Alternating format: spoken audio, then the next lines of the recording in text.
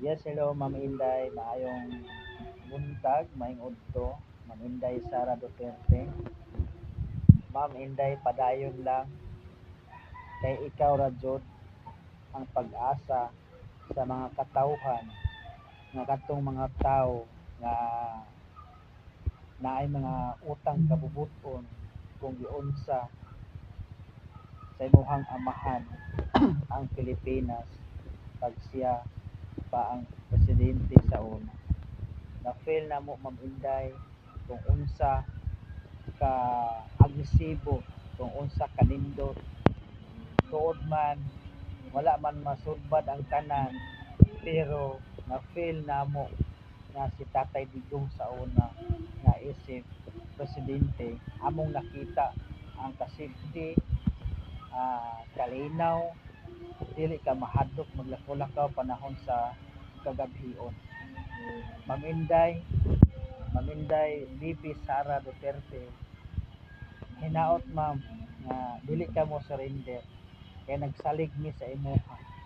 Nasalig mi sa imuhang mga kaubanan sa PDP laban sa imong ipang-endorse nga mga kandidatura karong umaabot nga 2025 election. Ma'am, padayon tabangi ang mga katawhan, tabangi mi nga kami mga ordinaryong tawo nga unta mabalik sa kalinaw ka peaceful dire sa ato ang Pilipinas. Nakita namo Ma'am Inday Sara Duterte ang unsa ninyo ka malasakit sa mga katawhan. Nakita namo nga dili ka kurap, dili mo kurap.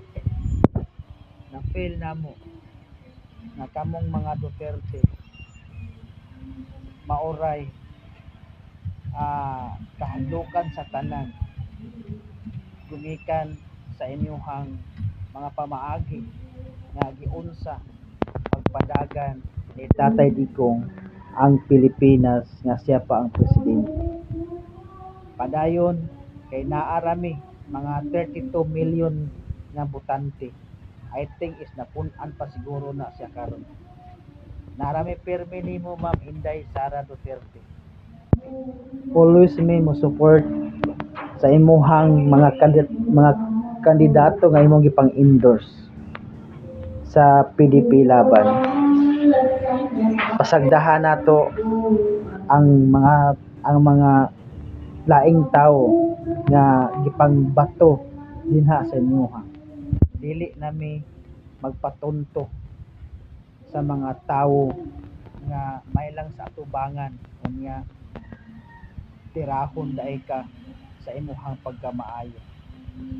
Ma'am Inday Sara Duterte, naarami pirmi nga mo suporta sa imo. God bless you always Ma'am Inday, ug maayong buntag, maayong udto, ug maayong hapon sa imo. Mahinaot ko ma'am nga magkita ta pohon ma'am sa mga sa imong mga igsuon. So akong pangandoy is nga magkita ta kay idol ug idol kayo ta.